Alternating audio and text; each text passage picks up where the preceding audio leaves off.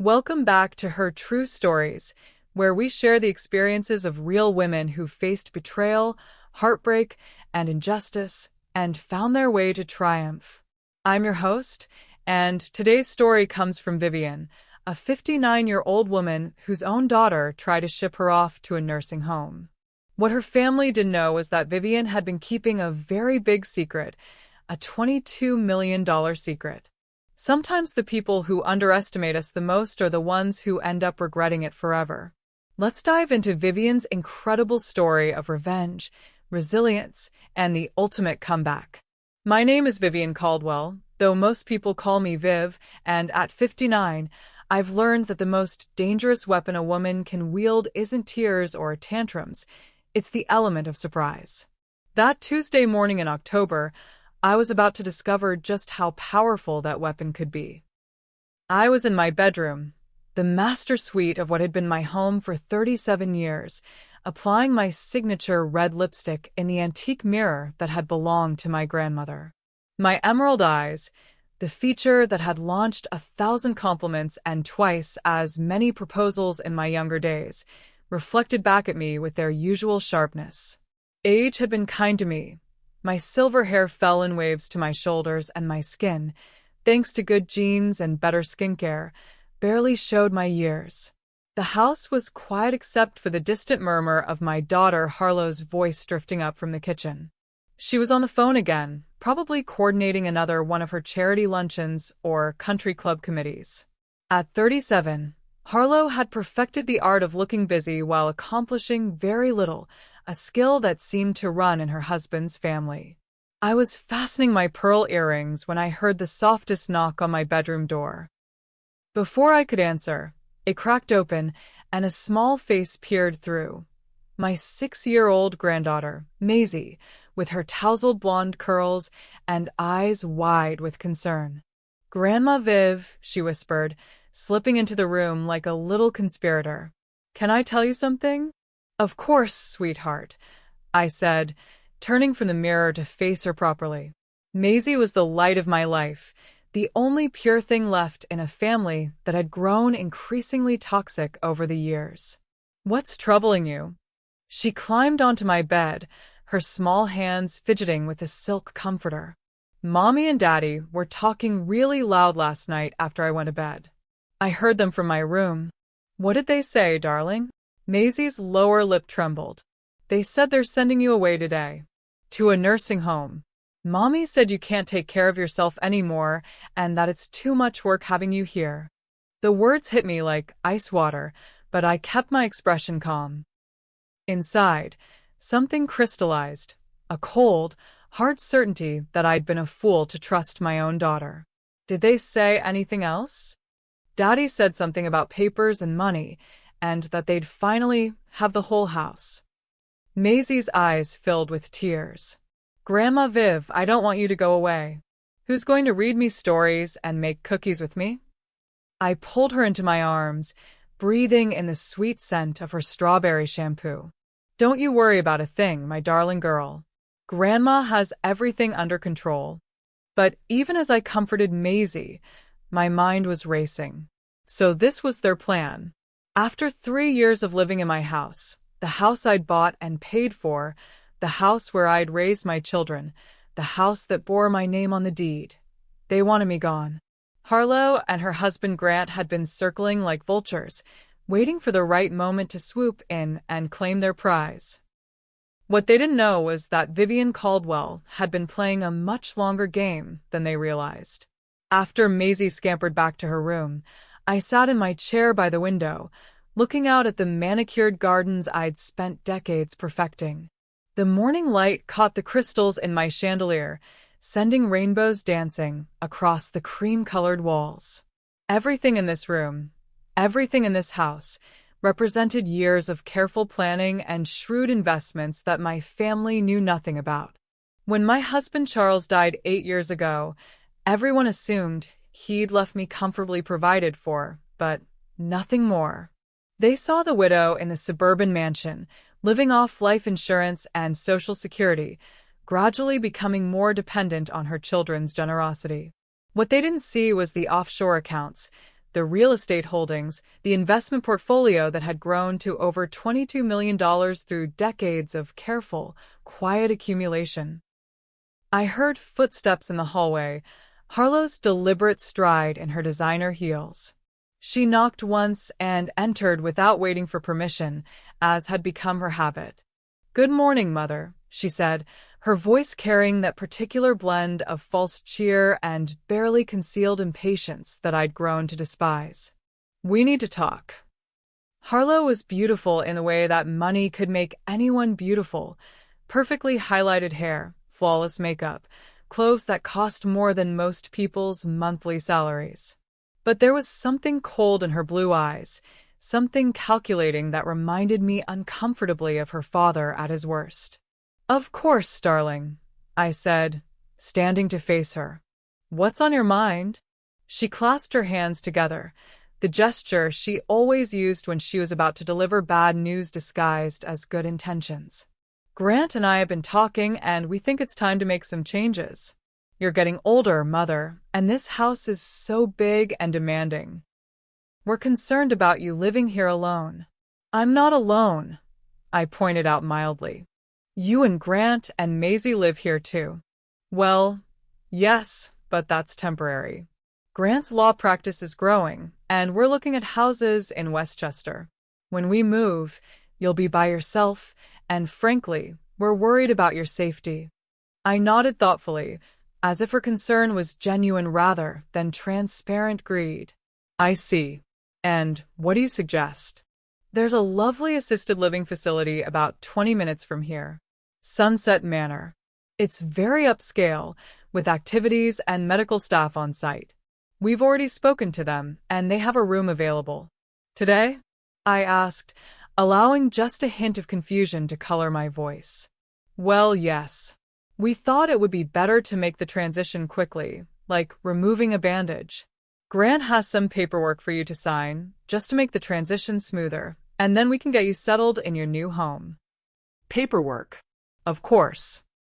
They wanted me out, and they wanted control of my assets, probably through some hastily drafted power of attorney that would give them access to what they thought was my modest nest egg." "That's very thoughtful of you, darling," I said, moving to my dresser and opening the jewelry box where I kept my everyday pieces. "I suppose I should pack a few things." "Oh, don't worry about that," Harlow said quickly. "The facility provides everything you need. Just bring some personal items, photos, maybe a few pieces of jewelry. We can always bring more later." Later, when they controlled the house and everything in it, I selected a simple gold bracelet and fastened it around my wrist, taking my time. "You know, Harlow, I've been thinking about making some changes myself. About my will, my investments, my plans for the future." I saw her eyes sharpen with interest, though she tried to hide it. "Oh, what kind of changes?" "Nothing dramatic," I said, moving toward the door. "Just some adjustments to ensure everyone gets what they deserve." Truer words had never been spoken. I walked downstairs to find Grant waiting in the living room, his briefcase open on the coffee table. He was 42, tall and lean, with the kind of aggressive handsomeness that came from expensive grooming and an unshakable belief in his own superiority. He'd been a decent enough son-in-law for the first few years, but success had made him hungry, and hungry men were dangerous. "Mrs. Caldwell," he said, standing as I entered. I hope Harlow explained the situation. "We really think this is for the best." "I'm sure you do," I said, settling into my favorite armchair, the antique wingback that had been my mother's. "May I see the papers?" He handed me a folder thick with legal documents. I scanned them quickly, noting the power of attorney forms, the property transfer agreements, the bank account authorizations. Everything designed to strip me of control, while making it look like I was voluntarily stepping aside. "This is quite comprehensive," I observed. "We wanted to make sure all the details were handled properly," Grant said. "Your daughter loves you very much, Mrs. Caldwell, and she wants to make sure you're taken care of." I looked up at Harlow, who was standing behind Grant's chair with her hands on his shoulders, presenting the picture of a united, caring couple. And Maisie? What does she think about Grandma moving away? A flicker of discomfort crossed Harlow's face. Children adjust quickly. She'll visit you all the time. Will she? Or would those visits become less frequent once I was safely tucked away and no longer useful? I set the papers aside and stood up. You know what? I think I need a moment to process all this. It's quite a big decision. Mother, the facility is expecting you this afternoon, Harlow said, her voice taking on an edge. We've already made the arrangements.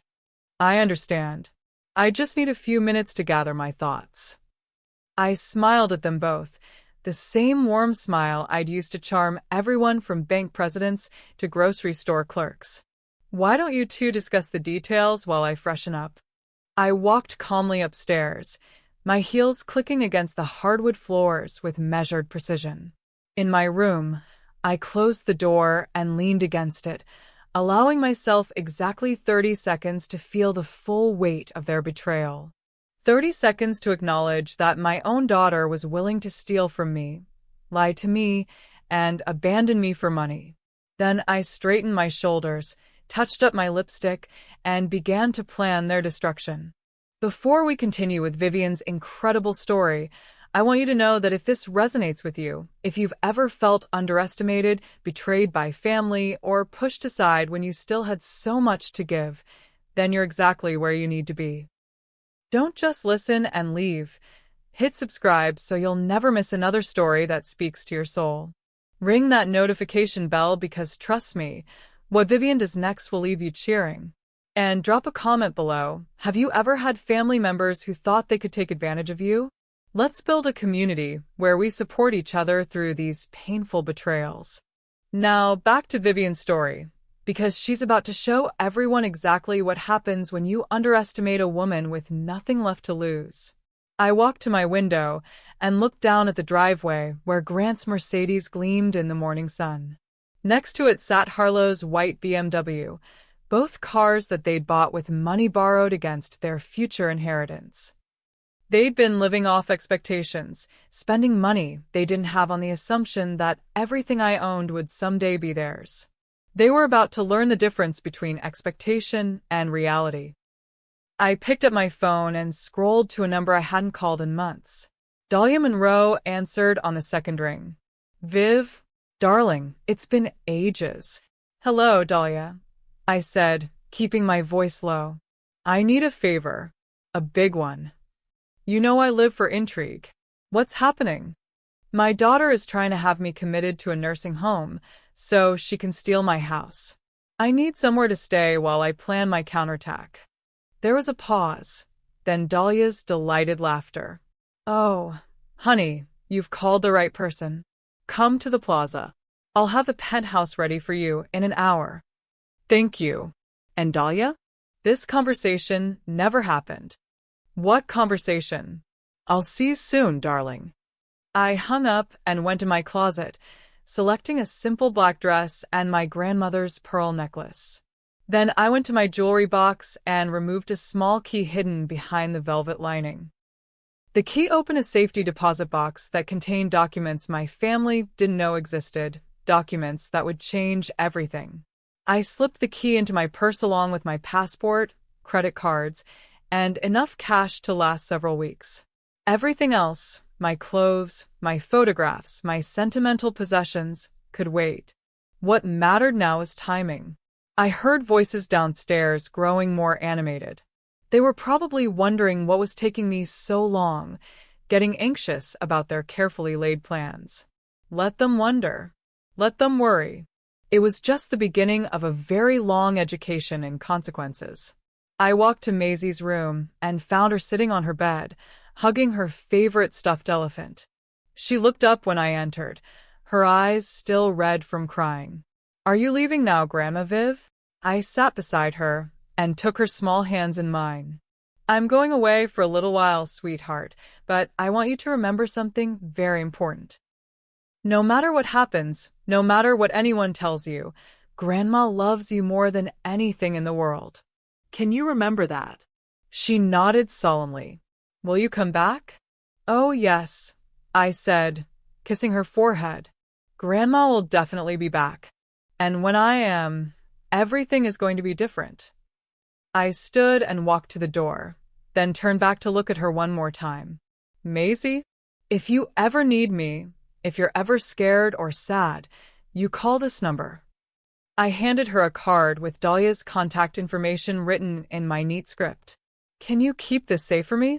She tucked the card under her pillow. I promise, Grandma Viv.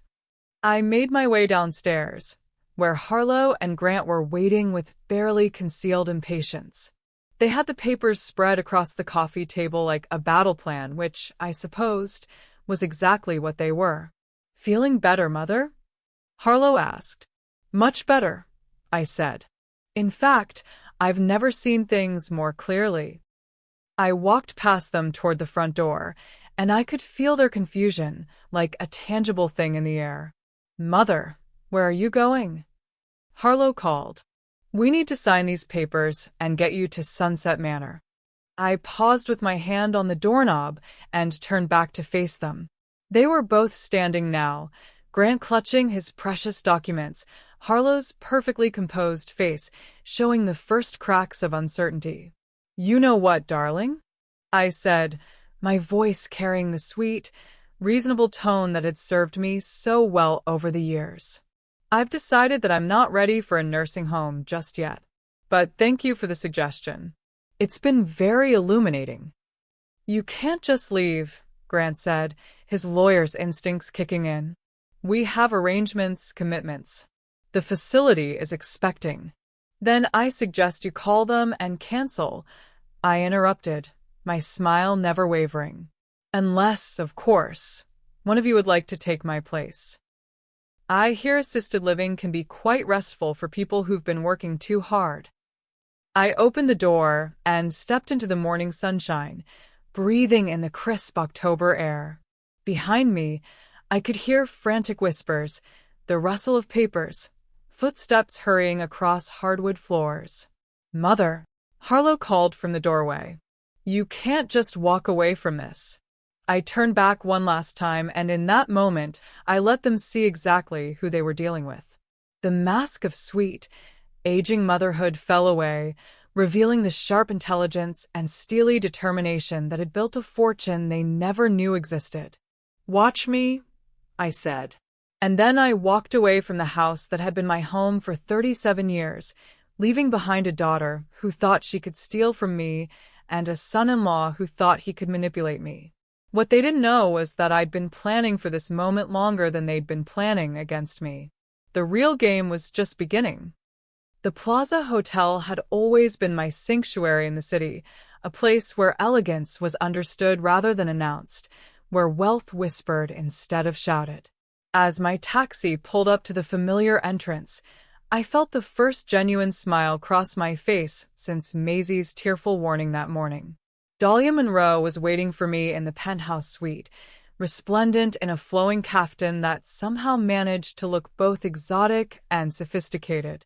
At 61, she remained a force of nature, a former Broadway actress who had traded the spotlight for a life of comfortable luxury after marrying and subsequently outliving 3 wealthy husbands. Her auburn hair was piled high in an elaborate updo, and her dramatic makeup was, as always, flawlessly applied. Darling, she exclaimed, sweeping me into an embrace that smelled of expensive perfume and cigarettes. You look absolutely murderous.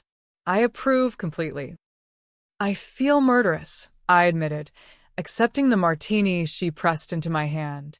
Extra dirty, just how I like it. Tell me everything, Dahlia said, settling into the cream-colored sofa that overlooked Central Park.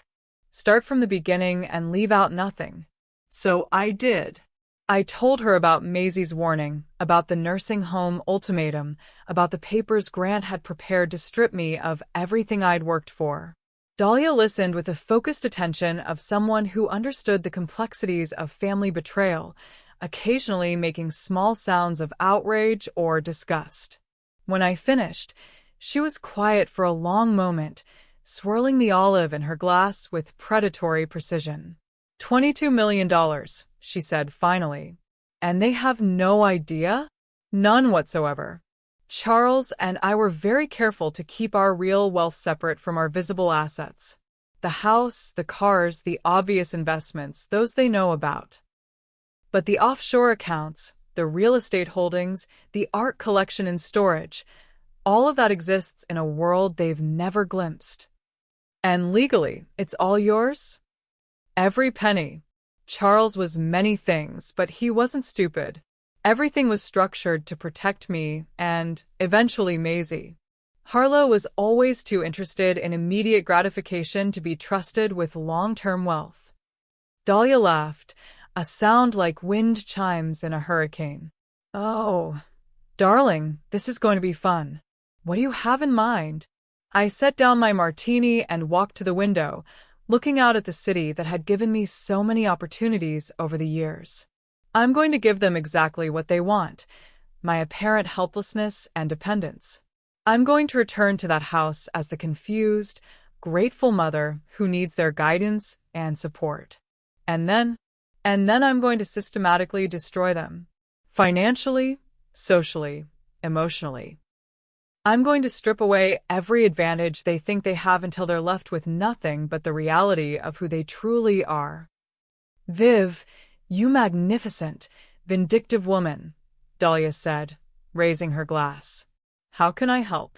That was vintage Dahlia, no moral qualms, no attempts to talk me out of revenge, just immediate enthusiasm for whatever chaos we were about to unleash. It was one of the many reasons I loved her. I need you to help me stage my decline. Confusion, memory problems, the kind of vulnerability that makes people drop their guard. Can you still act? Darling, I never stopped acting. Real life just became my stage. She studied me with the calculating gaze that had once mesmerized theater critics. We'll need to be careful about the timing. Too fast and they'll be suspicious. Too slow and they might actually succeed in committing you somewhere. Agreed. I'm thinking 3 to 4 months of gradual deterioration, followed by a very public and very humiliating revelation of the truth. We spent the next 2 hours planning my transformation from sharp-eyed matriarch to confused dependent. Dahlia had suggestions for everything from wardrobe changes to speech patterns, drawing on decades of experience bringing characters to life on stage. You'll need to practice forgetting things, she said, making notes on hotel stationery. But be strategic about what you forget. Remember Maisie's birthday, but forget Grant's name. Recall detailed stories from 30 years ago, but can't remember what you had for lunch. And I'll need to seem increasingly grateful for their help, I added. The more helpless I appear, the more confident they'll become. What about legal documents? They'll try again. I smiled, thinking of the key hidden in my purse. I have contingencies in place. Documents they can sign that will give them exactly what they deserve, nothing more, nothing less. As the afternoon wore on, we refined the plan until it was elegant in its simplicity. I would return home that evening, apologetic and confused about my morning departure. I'd be more receptive to their concerns about my welfare, more willing to consider their suggestions about my future. There's one more thing, I said as Dahlia refilled our glasses. I want to make this as public as possible. When the truth comes out, I want their entire social circle to witness their humiliation. Now you're speaking my language, Dahlia said, her eyes gleaming. I know exactly the event. The Whitmore Foundation Gala next month. 500 of the city's most influential people, half of whom know your family. If you time the revelation right, the story will be in the society pages before the champagne goes flat. Perfect. But I'll need help maintaining the charade until then. Leave that to me, darling. I have friends in low places and even better friends in high ones. We clinked glasses, toasting the beginning of what would either be the most satisfying 4 months of my life or the most spectacular failure of my career in revenge. Either way, it would be infinitely more interesting than spending my golden years in some sterile facility while my daughter spent my money.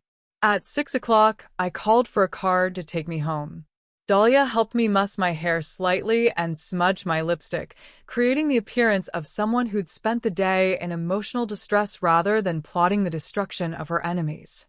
"Remember," she said as I prepared to leave, "you're not angry anymore. You're confused, sad, maybe a little scared. You need their help and guidance. And you'll be ready when I call? Darling, I haven't had this much fun since my third husband tried to cut me out of his will. This is going to be absolutely delicious." The ride back to Westchester gave me time to settle into character. By the time the car pulled into my driveway, I had transformed from the sharp, calculating woman who had walked out that morning into someone altogether more vulnerable and uncertain. I rang the doorbell, another small touch of confusion, as if I might have forgotten my keys, and waited. When Harlow opened the door, her face was a mixture of relief, concern, and barely concealed irritation. "Mother, thank God. We've been worried sick. Where have you been?" "I'm so sorry, darling," I said, allowing my voice to waver slightly. "I was upset about this morning, and I just started walking. I ended up in the city somehow, and I couldn't remember how to get home. A kind taxi driver helped me." Grant appeared behind her, and I could see him studying my face for signs of deception. But all he saw was an older woman who looked tired, confused, and slightly embarrassed by her own behavior. "Mrs. Caldwell, are you all right?" he asked, his voice careful and professional. "We were concerned about your state of mind when you left this morning." "I know, and I'm sorry. I think this whole nursing home discussion just overwhelmed me. I've lived in this house for so long, and the thought of leaving—" I let my voice trail off, as if the emotions were too much to handle. Harlow and Grant exchanged a look, the kind of look that said they thought they were dealing with someone whose mental faculties were already beginning to decline. "Why don't we sit down and talk?" Harlow suggested, her voice taking on the patronizing tone people used with children and the elderly. "We want to help you, Mother. We want to make sure you're safe and comfortable." I allowed them to guide me to the living room, where the papers from that morning were still spread across the coffee table. I looked at them as if seeing them for the first time. "What are all these documents?" I asked. "Just some paperwork to help with your transition," Grant said smoothly. "Nothing you need to worry about right now. The important thing is that you're home and safe." I nodded gratefully, as if their concern was genuine rather than calculated. "You're both so good to me. I don't know what I'd do without you." And there it was, the first crack in their defenses. I could see them relaxing, reassured by my apparent fragility and dependence. They thought they were dealing with a confused old woman who could be easily managed and manipulated. They had no idea they were sitting across from their own destruction, served with a smile and a helpless flutter of perfectly manicured hands. The game had officially begun. The next morning, I woke before dawn and spent an hour in front of my mirror, practicing the art of looking older than my years. A little less concealer under my eyes, a slightly shakier hand with my eyeliner, hair that looked like I'd forgotten to brush it properly. By the time I made my way downstairs for breakfast, I was the picture of genteel decline. Harlow was already in the kitchen, dressed for another day of important busy work, scrolling through her phone while sipping coffee from one of my Royal Crown Derby cups. She looked up as I entered, and I could see her cataloging my appearance with the sharp eyes of someone looking for weakness. "Good morning, Mother," she said, her voice carrying that new tone of careful patience. "How did you sleep?"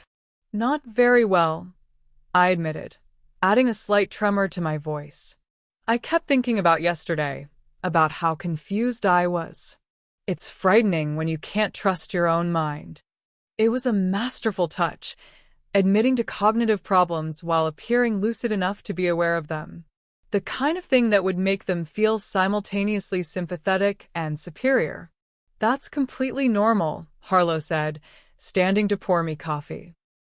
It's one of the reasons, Grant, and I think some additional support might be helpful. I accepted the coffee with hands that shook just slightly.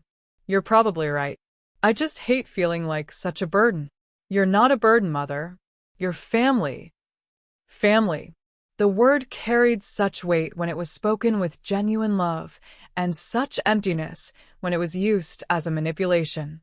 I smiled at her with watery gratitude, as if her hollow reassurance meant everything to me. Grant appeared in the doorway, already dressed in one of his expensive suits, looking every inch the successful attorney who had everything under control. "Good morning, Mrs. Caldwell. Feeling better today?" "A little," I said, looking down at my coffee cup. "I want to apologize again for yesterday. I don't know what came over me." "No apologies necessary," he said, settling into his chair with the morning paper. "We're just glad you're safe." Over the next week, I threw myself into the role of declining matriarch with the dedication of a method actress. I forgot appointments that had been clearly marked on my calendar. I called Harlow by her sister's name twice, then apologized with confused embarrassment. I left the stove on after making tea, prompting a lecture about safety that I received with humble gratitude. Each incident was carefully calculated to feed into their narrative while avoiding anything that might actually be dangerous. I needed them to see me as incompetent, not insane. The breakthrough came on a Thursday afternoon when Grant presented me with a new set of documents. "Mrs. Caldwell," he said, spreading papers across the dining room table with the solemnity of a peace treaty, "Harlow and I have been discussing your situation, and we'd like to propose some changes that might help." I looked at the papers with what I hoped appeared to be earnest confusion. "What kind of changes?" "Well, managing finances can be complicated, and we thought it might be easier if we helped with some of the day-to-day decisions. Nothing major, just things like bill paying, investment management, that sort of thing." Power of attorney documents. Again. But this time, I was supposed to be grateful for their concern rather than suspicious of their motives. "That's very thoughtful," I said slowly. "I've been having trouble keeping track of things lately." "Exactly," Harlow said, sitting beside me and taking my hand. "We're not trying to take anything away from you, Mother. We just want to make your life easier." I studied the documents with the careful attention of someone trying to understand something beyond their capabilities. In reality, I was noting every clause, every provision, every loophole they thought they were creating. "There's so much legal language," I said finally. "I'm not sure I understand it all." "That's why Grant prepared a summary," Harlow said, sliding a single-page document across the table. "Just the important points." The summary was a masterpiece of misdirection, describing the power of attorney as a simple convenience that would allow your loving family to help with routine financial matters while preserving your independence and control. What it actually did was give them access to every account they knew about while transferring legal decision-making authority to Grant. It was theft disguised as assistance, and they expected me to sign it with grateful tears. "This seems very generous," I said, picking up the pen Grant offered. "You're both so patient with me." "We love you, Mother," Harlow said, and for a moment, I almost believed she meant it. I signed the documents with a slightly shaky hand, adding little flourishes that suggested someone trying to write carefully despite failing motor control. Grant witnessed my signature with obvious satisfaction, probably already calculating how quickly he could access my accounts. "There," I said, setting down the pen. "Now you can take care of everything, and I don't have to worry about making mistakes." "That's exactly right," Grant said, gathering the papers with the care of someone handling treasure maps. "We'll take care of everything." That evening, after Harlow and Grant had gone out for dinner with friends, I sat in my study and made several phone calls. The first was to my attorney, a man who had handled my private affairs for 15 years and knew exactly which documents were real and which were elaborate props. "Mrs. Caldwell," James Worthington said in his cultured Boston accent, I trust everything is proceeding according to plan? Perfectly. They signed the decoy power of attorney today. How long before they realize it only gives them access to the accounts we want them to see? I'd estimate 2 to 3 weeks, assuming they move quickly. The accounts contain approximately $300,000, enough to seem substantial to them, but a tiny fraction of your actual holdings. Excellent. And the real assets? Completely protected. The trust structure you established ensures that your daughter can never access the primary accounts, regardless of what documents she thinks she's obtained. What about Maisie's inheritance? Secure in a separate trust that becomes accessible when she turns 25, with distributions beginning at 18 for education and living expenses. Neither parent has any authority over those funds. I smiled, thinking of my granddaughter sleeping peacefully upstairs, unaware that her future was already secured against whatever financial disasters her parents might create. My second call was to Dahlia, who answered with her usual theatrical flair. Darling, how goes the performance? Act 1 is complete. They now believe they have legal control over my finances. And they have no idea what they actually control? A few $100,000 in accessible accounts, some aging stocks, and the house itself. Enough to make them feel wealthy and powerful, but not enough to actually matter. Delicious. What's next? Now I begin the gratitude phase. I'm going to shower them with appreciation for their sacrifice, make them feel like the most wonderful children in the world, and slowly convince them to make some very public declarations about their newfound responsibility for my welfare. Oh, Viv, you wicked woman. I can hardly wait to see how this ends. Neither could I. But first, I had to play the grateful dependent for several more weeks, building their confidence until they were ready to take the kind of dramatic actions that would seal their own fate. I hung up the phone and walked to my window, looking out at the garden where Maisie's tire swing hung from the old oak tree. Tomorrow, I would begin phase 2 of my education and consequences. By the time I was finished, Harlow and Grant would understand exactly what it meant to underestimate someone who had spent decades planning for every contingency. Some lessons, I reflected, were best learned through experience. 3 weeks after signing Grant's carefully crafted documents, I began my campaign of generous confusion. It started small, forgetting to mention a valuable stock certificate I discovered in an old jewelry box, then casually revealing that I'd found some important-looking papers in Charles's desk that I couldn't quite understand. I was in the kitchen making my morning coffee when Harlow found me studying a folder with deliberate bewilderment. "Mother, what are you looking at?" she asked, her voice carrying that practiced tone of patient concern. "Oh, darling," I said, looking up with relief. "Maybe you can help me understand these. I found them in your father's study yesterday when I was looking for my reading glasses. They seem important, but all this legal language is so confusing." I handed her the folder, watching as her eyes widened at the contents. Inside were documents for a commercial property in downtown Hartford, a building that had indeed belonged to Charles, though what the papers didn't reveal was that it had been condemned for structural issues and was currently occupied by squatters. "Mother," Harlow said, her voice tight with barely controlled excitement, "this is a property deed. For a building worth, this says it's valued at $1.2 million. Is it?" I asked, blinking in confusion. "I thought it might be important. Your father was always so careful about his investments, but I never really understood the business side of things." Grant appeared in the doorway as if summoned by the scent of money. "What's going on?" "Look at this," Harlow said, practically shoving the papers at him. "Mother found a property deed in Dad's study. It's worth over $1 million. Grant's eyes lit up as he scanned the documents. I could see him mentally calculating property values, tax implications, potential rental income. What he couldn't see was the series of liens, violations, and condemnation notices that would make the property worthless even if it weren't structurally unsound. Mrs. Caldwell, he said, his voice carefully controlled, have you found any other papers like this? Oh, I don't know, I said, wringing my hands. There are so many boxes and files. Charles kept everything, but it's all so overwhelming. Maybe you could help me go through them? The offer hung in the air like bait on a hook.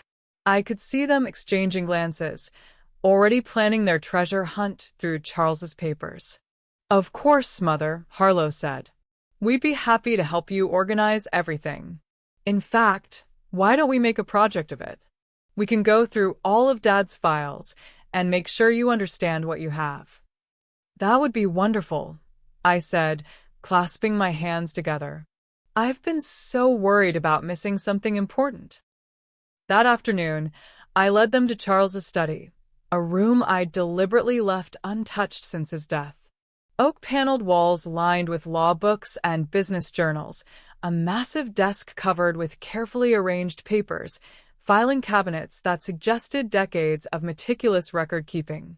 What Harlow and Grant didn't know was that I'd spent the previous month salting the files with tantalizing but ultimately worthless documents. Stock certificates for companies that had gone bankrupt, deeds to properties that existed only on paper, investment statements for accounts that had been closed for years. Goodness, Grant said, surveying the organized chaos. Your husband certainly kept detailed records. Too detailed, I said with a helpless laugh.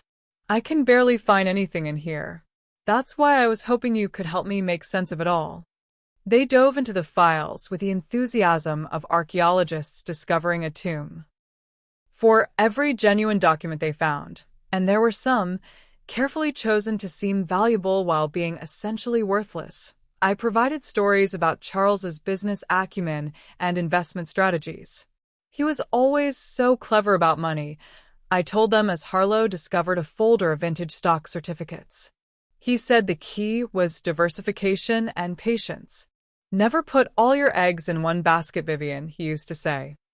These certificates, Harlow said, holding up ornate papers decorated with elaborate designs, they're for something called Meridian Cosmetics. Have you ever heard of it? I frowned thoughtfully. It sounds familiar. I think Charles bought those in the 1980s. He said cosmetics were going to be the next big thing. What I didn't mention was that Meridian Cosmetics had folded in 1987 after their signature product caused widespread allergic reactions.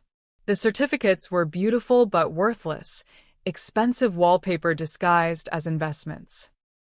Grant was equally entranced by a portfolio of what appeared to be municipal bonds. These are very conservative investments, he told Harlow. Steady, reliable income. Your father was a smart man.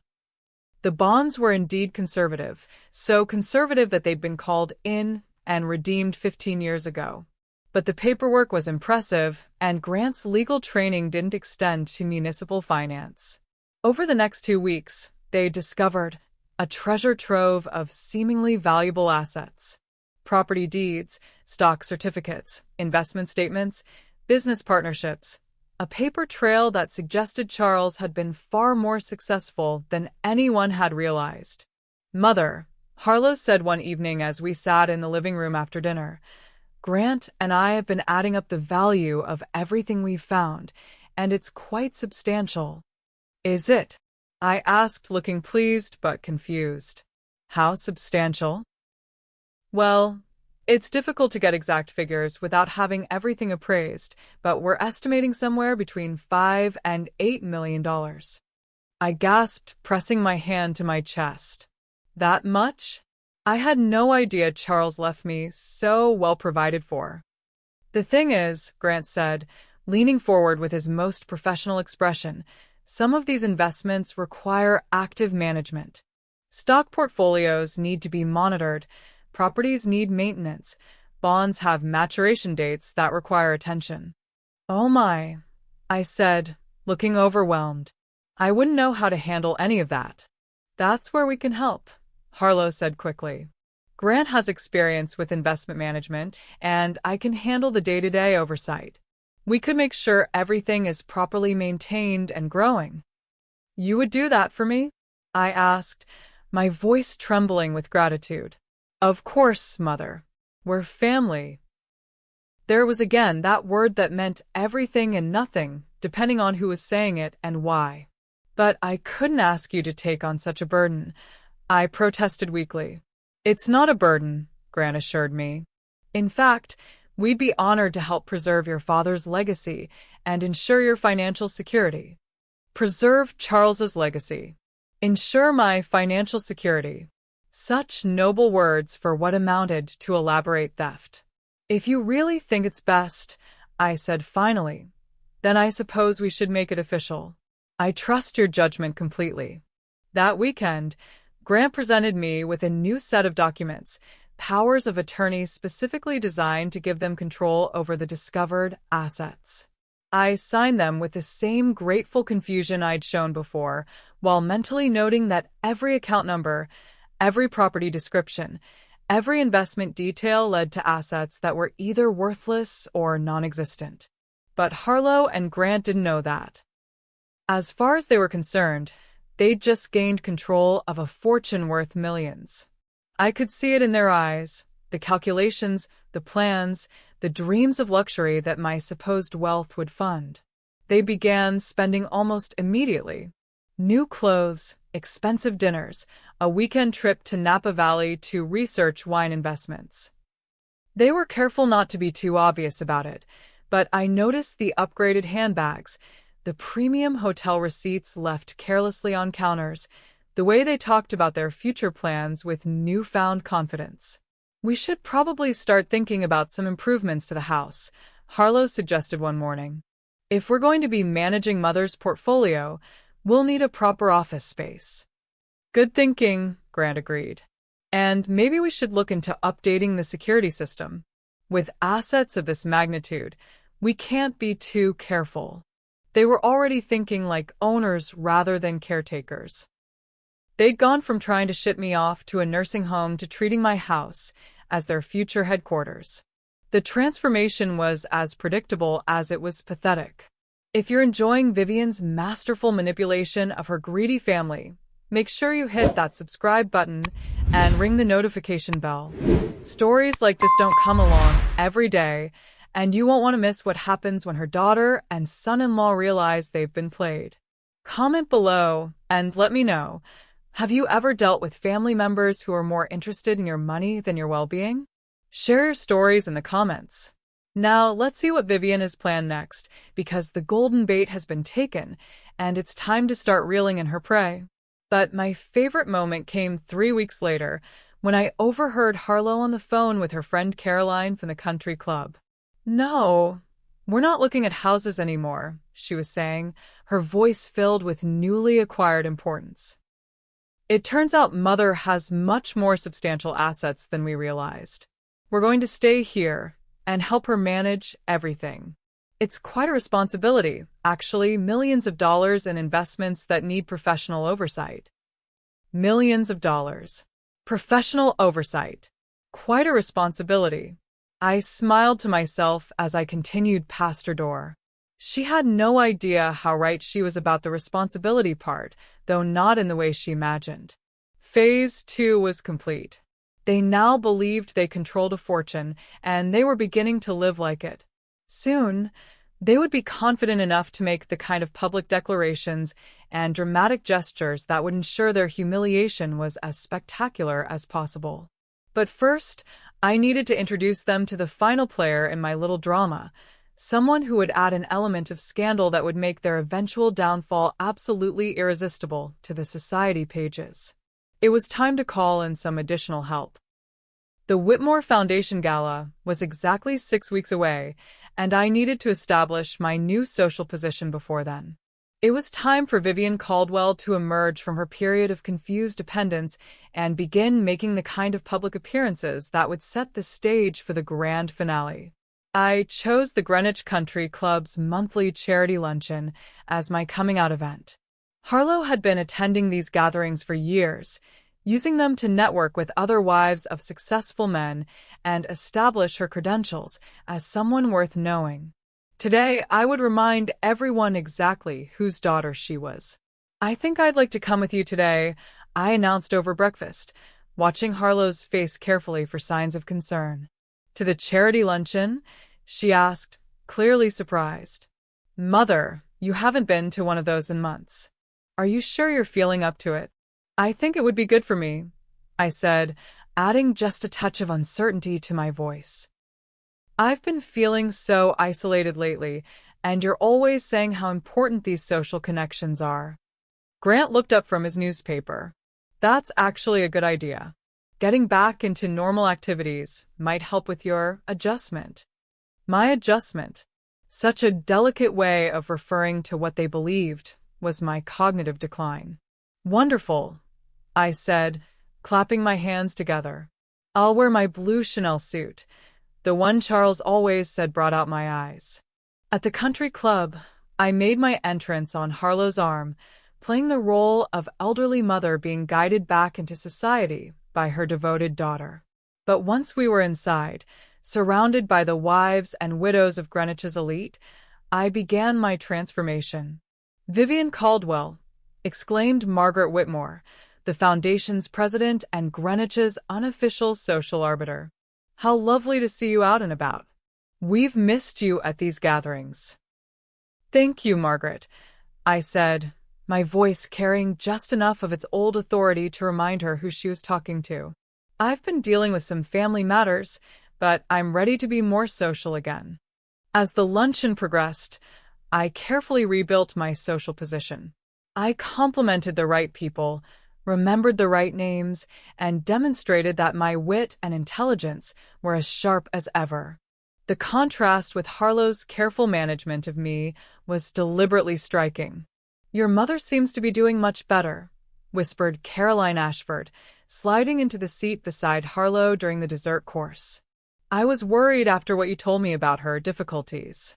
She has good days and bad days, Harlow replied carefully, glancing over at me as I charmed a table of influential widows with stories from my art-dealing days. Today seems to be a good day. But the real breakthrough came when I was introduced to Sterling Price, a 25-year-old chef who had been hired to cater the event.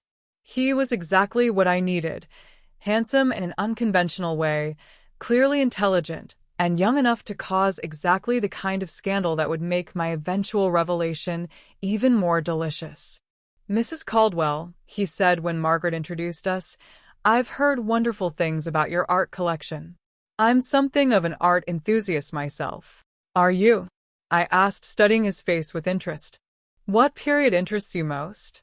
Contemporary pieces, mostly. I find there's something exciting about investing in artists before they become established. The risk makes it more thrilling. Perfect. Absolutely perfect. I completely agree, I said, moving closer to him with the kind of focused attention that would be noticed by everyone watching. Perhaps you'd like to see some of my collection sometime? I have several contemporary pieces that I think would interest you. I could feel the shift in the room's energy, the subtle turning of heads and sharpening of attention that happened when something potentially scandalous was unfolding. From the corner of my eye, I saw Harlow's expression change from confusion to alarm. I would be honored, Sterling said, and I could see that he understood exactly what game we were playing. Wonderful. Perhaps this weekend? I could have my driver pick you up. The offer hung in the air like a challenge. A 59-year-old woman inviting a 25-year-old man to her home to see her art collection. It was the kind of thing that would fuel gossip for months. Mother, Harlow said, appearing at my elbow with a strained smile, perhaps we should be getting home. You look tired, I asked, touching my face with concern. I feel wonderful. It's been so long since I've had such stimulating conversation. I gave Sterling my card with a smile that could have meant anything and everything. Call me tomorrow, Mr. Price. I think we have a great deal to discuss. The drive home was tense, with Harlow clearly struggling to find the right way to address what she'd witnessed. Mother, she said finally, I'm not sure it's appropriate for you to be socializing with someone so much younger. People might get the wrong impression. What impression is that, darling? I asked innocently. Well, you know how people talk. A woman your age, recently widowed, showing interest in a man young enough to be your son. Sterling seems like a lovely young man, I said mildly. Very intelligent, very cultured. I thought you'd approve of me making new friends. Friends, yes, but... But what? Are you suggesting there's something inappropriate about my behavior? Harlow struggled with that one, caught between her desire to control my social interactions and her fear of seeming to accuse her supposedly declining mother of impropriety. Of course not, she said finally. I just want to make sure you're being careful. I'm always careful, darling. Your father taught me that. When we arrived home, I could see Grant waiting in the living room with the kind of expression that suggested he'd already been briefed on the afternoon's events. How's the luncheon? He asked, his tone carefully neutral. Wonderful, I said. I met the most interesting young man, a chef and art enthusiast. I've invited him over this weekend to see the collection. Grant and Harlow exchanged one of their meaningful looks, the kind that said they thought I was making decisions beyond my capacity to understand their implications. Mother, Grant said in his most reasonable lawyer voice, don't you think it might be wise to discuss social arrangements with us first? Just to make sure everything is appropriate. There it was, the assumption that I was no longer capable of managing my own social life. They wanted control over my finances, my living situation, my medical care, and now my friendships. I appreciate your concern, I said, but I think I'm still capable of choosing my own friends. That evening, I called Dahlia to brief her on the afternoon's developments. A 25-year-old chef, she said, her delight evident in her voice. Darling, you're an artist. How did you find him? Actually, he found me, and I think he's exactly what we need to add the right touch of scandal to this whole affair. What's his story? Struggling artist, working as a caterer to pay the bills, intelligent enough to understand the game we're playing and charming enough to play it well. And he's willing to be your boy toy for the next few weeks? He's willing to appear to be my boy toy. There's a difference. Not to the gossip columnists, there isn't. Oh, Viv, this is going to be spectacular. Over the next few days, I had Sterling over to the house twice. Once for dinner, and once for what I announced as a private art viewing. Both visits were carefully orchestrated to seem intimate without actually being inappropriate, and both were timed to coincide with moments when Harlow and Grant would witness our interactions. The effect was exactly what I'd hoped for. They were clearly disturbed by what they saw as my inappropriate relationship with a much younger man, but they were afraid to confront me directly for fear of seeming to question my judgment during what they believed was a fragile period of my life. Instead, they began dropping hints about my confusion and poor judgment to their friends, laying the groundwork for what they hoped would be a successful case for having me declared incompetent. What they didn't realize was that every comment they made, every concern they expressed, every attempt to portray me as mentally unstable was being carefully documented by people who would later testify to my complete lucidity and their obvious greed. The stage was set. In 4 weeks, at the Whitmore Foundation Gala, I would deliver the performance of my lifetime. But first, I needed to give Harlow and Grant enough rope to hang themselves with. It was time for the most dangerous phase of my plan, making them confident enough to try to take everything. The beauty of revenge, I'd learned over the years, was not in the grand gesture, but in the accumulation of small humiliations that slowly stripped away someone's dignity and social standing. Over the next 3 weeks, I began a campaign of subtle warfare that left Harlow and Grant increasingly frustrated while appearing to everyone else like the innocent actions of a woman whose judgment was perhaps not quite what it used to be. It started at the Hendersons' anniversary party, one of those elaborate affairs that served as both celebration and social audit for Greenwich's elite. I arrived on Sterling's arm, dressed in vintage Valentino that probably cost more than most people's cars, looking every inch the elegant matriarch except for the obvious age gap with my escort. Vivian, gushed Patricia Henderson, kissing both my cheeks, you look absolutely radiant. And who is this charming young man? This is Sterling Price, I said, placing my hand possessively on his arm. He's been helping me reorganize my art collection. Such a brilliant eye for contemporary pieces. I watched as Patricia's gaze moved between Sterling's youthful face and my own, calculating the implications. By tomorrow morning, half of Greenwich would know that Vivian Caldwell was seeing someone young enough to be her grandson. The evening's first small humiliation came when I spotted Harlow across the room, deep in conversation with the Ashfords. I made my way over with Sterling in tow, arriving just as Harlow was explaining her increased responsibilities in managing my affairs. "Mother," she said, her smile bright and brittle. "I didn't realize you were coming tonight." "Sterling suggested it," I said airily. He thought it would be good for me to get out more, socialize with people my own age. I paused just long enough for the irony to sink in. Though between you and me, I find his perspective on life so much more refreshing than most people I know. The Ashfords exchanged glances, clearly processing the implications of my statement. Here was Harlow, trying to establish herself as the responsible daughter managing her aging mother's decline, while I stood before them looking vibrant and independent with a man young enough to be their son. "How wonderful that you're feeling so energetic," Caroline Ashford said carefully. "Oh, I am," I replied. "Sterling has me thinking about all sorts of new adventures. In fact, we're considering a trip to Paris next month. I want to show him the galleries where I used to buy pieces for my collection." I felt rather than saw Harlow's sharp intake of breath.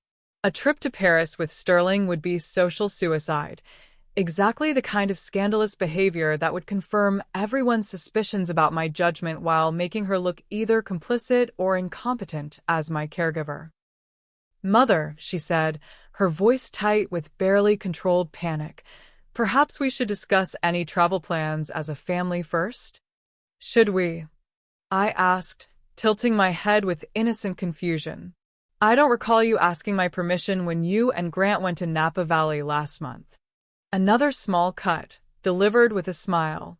I was reminding everyone present that Harlow and Grant had been spending money, my money, as far as anyone knew, on luxury vacations while supposedly caring for my declining faculties. The second humiliation came an hour later when I encountered Margaret Whitmore near the champagne fountain. "Vivian," she said, her voice carrying that particular tone wealthy women used when they were about to deliver news disguised as concern, "I hope you don't mind my saying, but some people have expressed concern about your recent social choices." "What kind of concern?" I asked, helping myself to champagne with a steady hand that belied any suggestion of mental decline. "Well, your relationship with that young man. People are talking, dear. They're worried that perhaps you're not thinking clearly about the implications." "What implications would those be, Margaret?" She gestured vaguely towards Sterling, who was charming a group of younger wives near the bar. "A woman of your age and social position, involved with someone so young, it reflects on your judgment, Vivian. People are beginning to question your decision-making abilities." "Perfect. Absolutely perfect. I appreciate your concern," I said, my voice carrying just enough steel to remind her who she was talking to, "but I'm quite capable of managing my own relationships. Sterling is intelligent, cultured, and treats me with more respect than most people half his age." "Of course, dear, but nothing, Margaret. I'm 59 years old, not 99. I'm widowed, not dead. And if people choose to gossip about my private life rather than focus on their own, that says more about them than it does about me." I could see her processing my response, noting the sharpness of my rebuttal and the clarity of my thinking. This was not the confused, declining woman that Harlow had been describing to their social circle. The third and most satisfying humiliation came near the end of the evening, when I overheard Grant on the terrace explaining my situation to Robert Whitmore, Margaret's husband, and one of Greenwich's most influential businessmen. "The thing is," Grant was saying in the confidential tone men used when discussing serious matters. "We're concerned about her judgment. She's making some questionable decisions, getting involved with inappropriate people. We're trying to guide her gently, but it's a delicate situation." "How so?" Robert asked. "Well, legally speaking, she's still competent. But practically speaking, she needs supervision."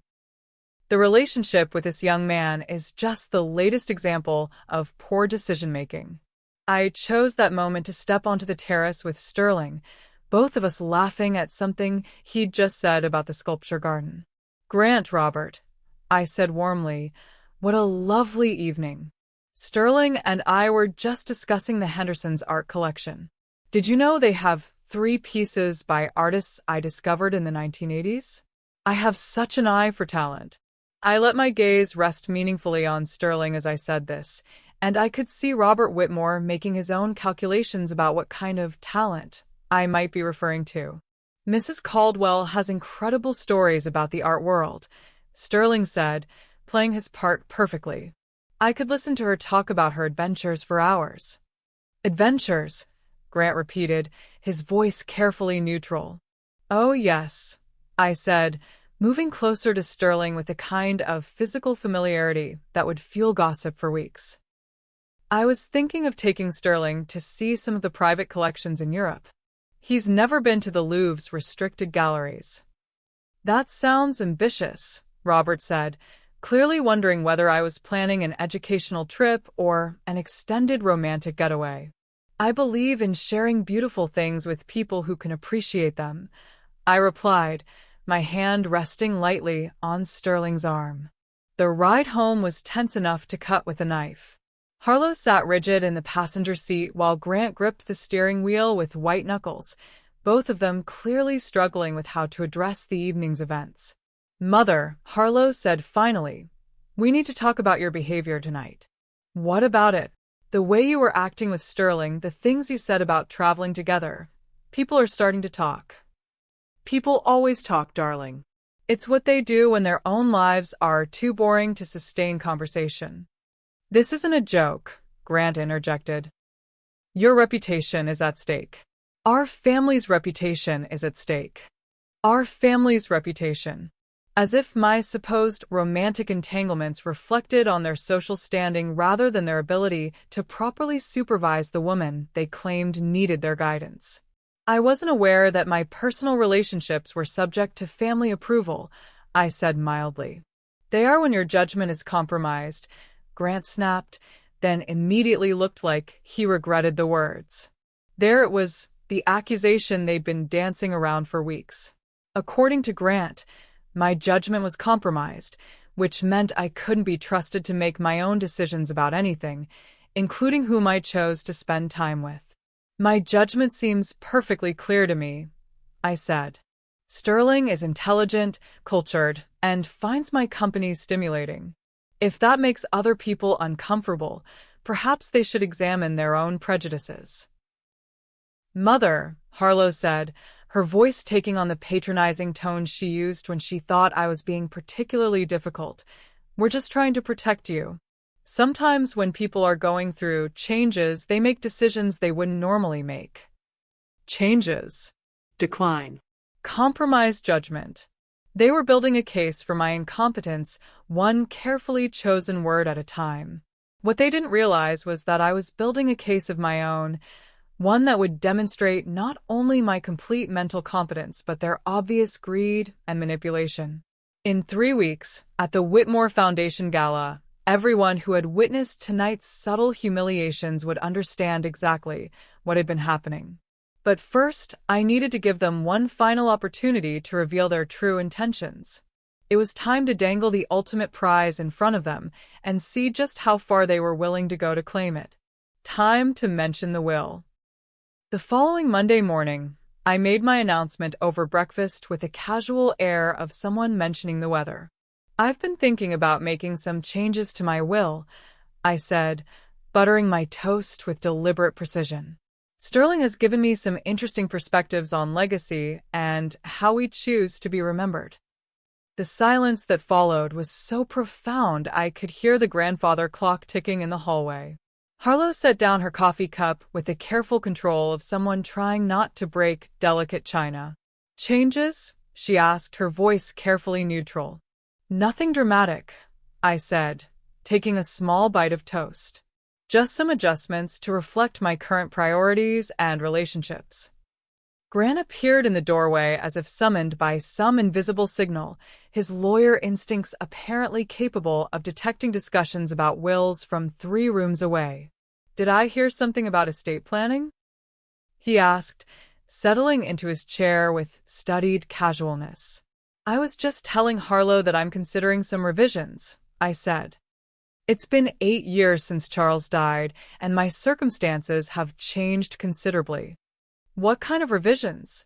Grant asked, and I could see him mentally shifting into professional mode. "Well, for one thing, I want to make sure Sterling is taken care of. He's brought such joy into my life, and I believe in rewarding loyalty and affection." I watched their faces carefully as the implications sank in. The idea of me leaving any significant portion of my estate to a 25-year-old chef was clearly more than they could bear. Over the next week, I escalated the campaign of financial torture with the precision of a master strategist. I had Sterling over for dinner 3 times, each time making comments about wanting to take care of him and ensure his future. I mentioned looking into purchasing a restaurant for him to manage. I casually referenced a significant gift I was planning for his upcoming birthday. But the real masterpiece was the Aspen property. "I've found the most wonderful investment opportunity," I announced on Thursday evening as we sat in the living room after dinner. "A beautiful property in Aspen that would be perfect for weekend getaways." I spread the real estate brochures across the coffee table with the enthusiasm of someone who had discovered buried treasure. The photographs showed a rustic lodge nestled in snow-covered mountains, all exposed beams and stone fireplaces and panoramic views. What the brochures didn't clearly indicate was that the lodge was actually a dilapidated hunting cabin with no electricity, questionable plumbing, and a roof that leaked in 12 different places. The asking price of $2.8 million was roughly $2.7 million more than it was worth. "It's quite an investment," Grant said carefully, studying the property details. "I know it seems expensive," I said, "but Sterling thinks it has tremendous potential. We could renovate it together, make it our special retreat." Our special retreat. I could see Harlow's face turning an interesting shade of green. The weekend came and went without any trip to Aspen, though I made sure to be unavailable for most of Saturday and Sunday, letting them imagine me in mountain lodges, making catastrophic financial decisions with Sterling's encouragement. When I returned home Sunday evening, I found them waiting in the living room with expressions that suggested they'd spent the weekend in deep discussion about my mental state and financial future. "How was your trip?" Harlow asked with the kind of forced cheerfulness that indicated anything but genuine interest in my answer. "Wonderful," I said, settling into my chair with a satisfied sigh. "The property is even more beautiful than the photograph suggested." Sterling was absolutely enchanted. That night, I listened to them arguing through the thin walls of the old house. Their voices were too low for me to make out specific words, but the tone was clear enough: panic, frustration, and the growing conviction that they needed to take decisive action to prevent me from destroying what they considered their inheritance. Perfect. Absolutely perfect. The call came on Tuesday morning, exactly as I'd expected it would. Grant's voice was carefully modulated into his most professional tone, the one he used when delivering news that he wanted to seem reasonable and inevitable. "Mrs. Caldwell, Harlow and I have been discussing your recent decisions, and we think it might be beneficial for you to have a more comprehensive evaluation of your financial situation." "What kind of evaluation?" I asked, settling into my favorite chair with my morning coffee. "We'd like to bring in an independent financial advisor, someone who can review all your assets and help you understand the long-term implications of some of the investments you're considering." An independent financial advisor. In other words, someone they'd chosen who would support their narrative that I was making reckless decisions that needed to be controlled. Friday arrived with the kind of crisp autumn weather that made everything look sharp and clear. Richard Pemberton turned out to be exactly what I'd expected. A man in his 60s with silver hair and expensive clothes who radiated the kind of authority that convinced people to trust him with their money. He'd clearly been briefed on my situation. Within the first 10 minutes of our meeting, he'd established that I was a widow, that my family was concerned about my judgment, and that I was considering some significant financial decisions that might not be in my best interest. "Mrs. Caldwell," he said, reviewing the portfolio of fake assets that Grant and Harlow had discovered, "you have a substantial estate here. These investments represent decades of careful planning by your late husband, which is why it's so important to be cautious about any major changes," Pemberton continued. "Your family tells me you're considering some significant purchases and gifts that might impact your long-term financial security." "Nothing too dramatic," I said. "Just a little property in Aspen and some provisions for someone who's become very important to me." I could see Pemberton making mental notes, probably calculating how much of my estate might be diverted to inappropriate recipients if I wasn't properly supervised. "Mrs. Caldwell," he said gently, "at your age, it's important to think carefully about preserving your assets for your own care and for your family's future. Sometimes we can develop attachments that might cloud our judgment about financial decisions."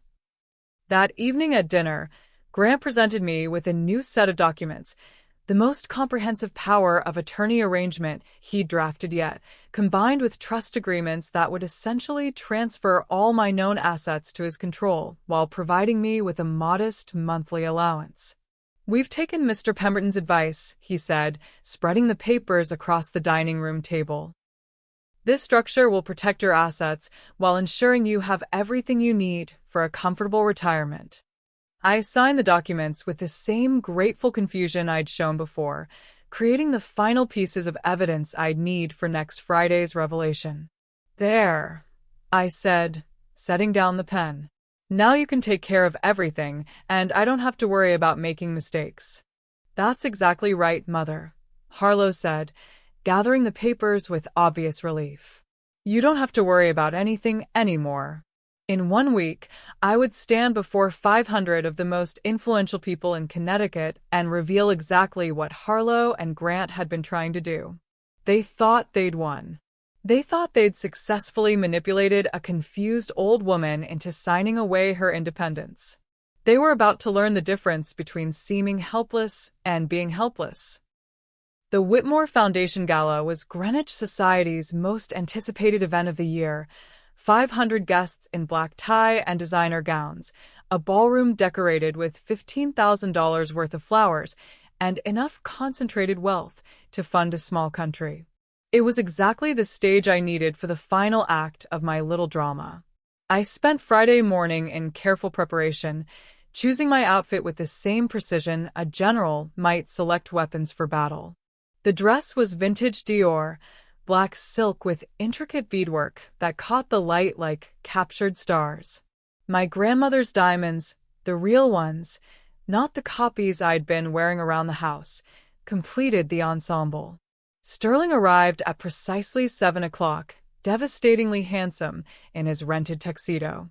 "Ready for your grand finale?" he asked as he helped me with my wrap. "More than ready," I replied. "Tonight, my dear daughter and son-in-law are going to learn that underestimating someone is always a mistake."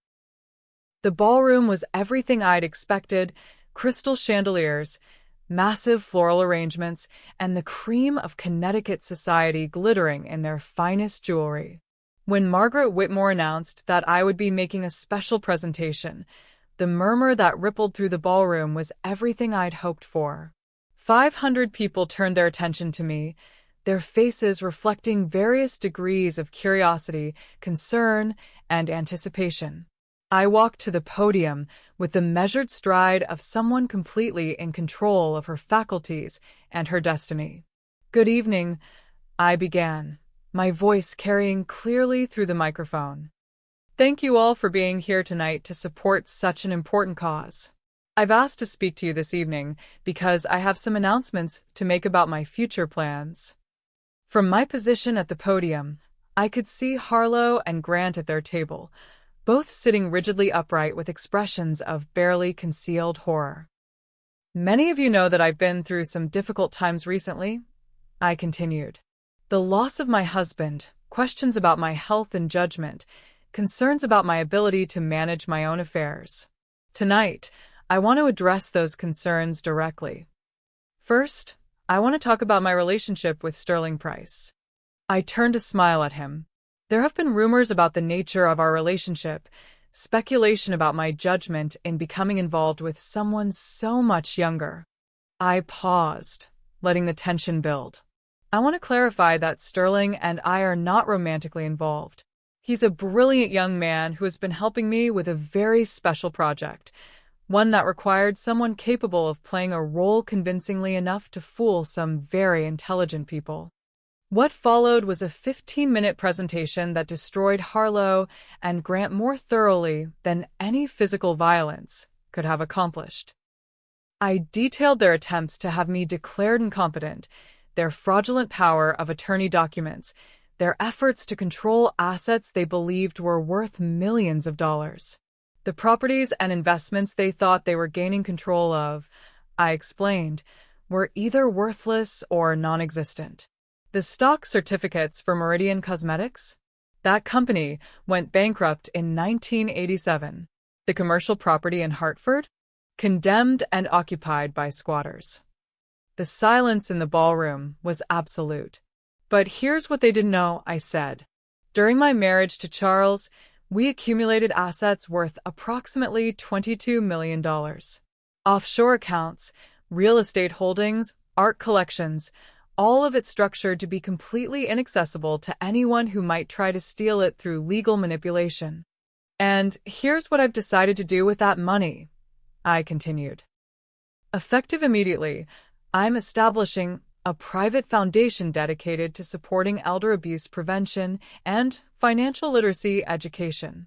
The entire $22 million will be transferred to this foundation, with Sterling Price as the executive director.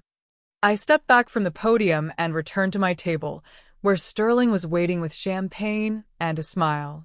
Shall we go? I asked Sterling. I thought you'd never ask. We walked out of the ballroom arm in arm, leaving behind a family that had tried to steal from me and a social circle that would never look at them the same way again. 6 months later, I was sitting on the terrace of my new home in the Bahamas, watching the sun set over crystal-clear water that seemed to stretch to infinity.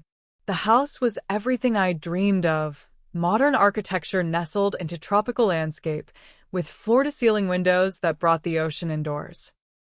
Sterling had proven to be everything I'd hoped for and more as the director of the Caldwell Foundation for Elder Protection. His combination of business acumen and genuine compassion had already helped dozens of elderly people protect themselves from financial abuse. "Any word from Connecticut?" he asked, joining me on the terrace with 2 glasses of champagne. "Dahlia sent an update yesterday," I said. "Apparently Harlow and Grant have had to sell the house.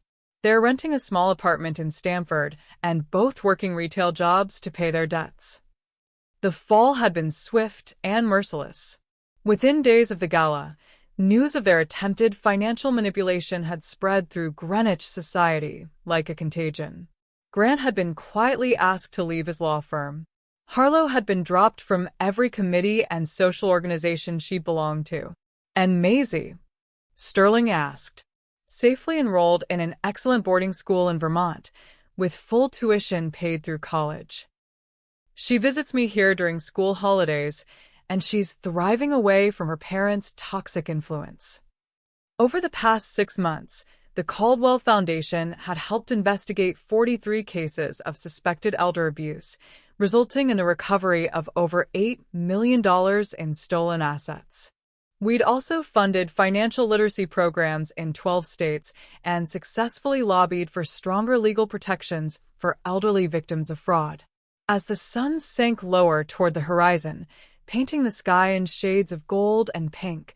I reflected on the journey that had brought me here. A year ago, I'd been a widow living in her daughter's house, apparently dependent on family members who saw her as nothing more than a source of future wealth. Tonight, I was a woman who had taken back her power, protected her granddaughter's future, and created something meaningful from the wreckage of betrayed trust. Any regrets? Sterling asked. None, I said finally. They made their choices when they decided I was weak enough to steal from. I simply showed them the consequences of those choices. My phone rang, interrupting our conversation. Hello. Grandma Viv. The voice was small, uncertain, but unmistakably Maisie's. Sweetheart, what are you doing calling so late? Is everything all right? Mommy was crying today, and she said some things about you that I don't understand. She said you tricked them and stole their money and ruined their lives. But you didn't steal anything, did you? It was your money, wasn't it? Yes, sweetheart, I said gently. It was my money. I worked very hard for many years to earn it, and I chose to use it to help other people instead of giving it to your parents. And you're not mad at me? Because I'm their daughter? Oh, Maisie, I could never be mad at you. You're the most important person in my life, and nothing your parents do could ever change how much I love you. After I hung up, Sterling and I sat in comfortable silence, watching the last traces of sunlight fade from the sky. At 59, I had more money than I could spend in a lifetime, a mission that gave meaning to my days, and the satisfaction of knowing that I'd protected both my granddaughter and dozens of other vulnerable people from those who would exploit their trust. Harlow and Grant had wanted to steal my money and ship me off to a nursing home so they could live in luxury. Instead, they'd learned that some people were much more dangerous than they appeared, and that underestimating someone was always a mistake. The ocean breeze carried the scent of jasmine from my garden. Tomorrow, I would work with Sterling on the Foundation's next initiative. Next month, Maisie would visit and fill the house with laughter and joy. But tonight, I was exactly where I belonged, free, powerful, and surrounded by people who valued me for who I was rather than what I could provide them. And that's the end of Vivian's incredible journey from victim to victor. What did you think of her elaborate revenge? Did Harlow and Grant get what they deserved, or do you think Vivian went too far? Drop your thoughts in the comments below. I love hearing your reactions to these stories. If Vivian's story resonated with you, if you've ever been underestimated or taken advantage of by people who should have protected you, then you know how important it is to stand up for yourself. Hit that like button if this story spoke to you. Subscribe for more tales of women who refuse to be victims, and ring that notification bell so you never miss an episode. Remember, beautiful souls, your age doesn't determine your power, your circumstances don't define your worth, and it's never too late to rewrite your story. Don't let anyone convince you otherwise. I'm your host, and I'll see you in the next Her Real Stories. Until then, keep standing in your truth and never let anyone dim your light. Sometimes the best revenge really is living well and making sure justice is served along the way.